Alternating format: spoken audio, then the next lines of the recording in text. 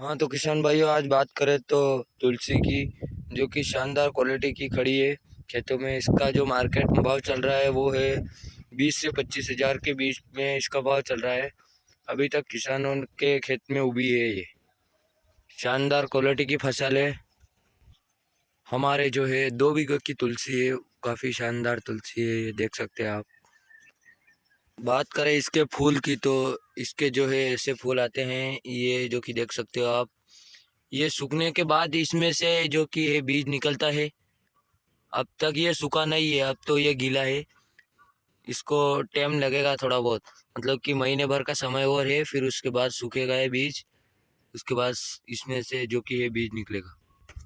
इसमें जो है आज पानी लगाया जा रहा है, देख सकते हो आप इस वीडियो में। ये जो है पानी लगाया जा रहा है इस वीडियो में। काफ़ी शानदार खड़ी है फसल अपनी। और मैं जो है आपको ये बताता हूँ, ईरानी अक्करकरा की बात मैंने पहले वीडियो में करी थी, जो कि हमारे यहाँ पर खड़ा है। ताकि मतलब कि 500 से 700 पौधे तक हमारे पास है, इससे ज़्यादा नहीं बोए अभी तक।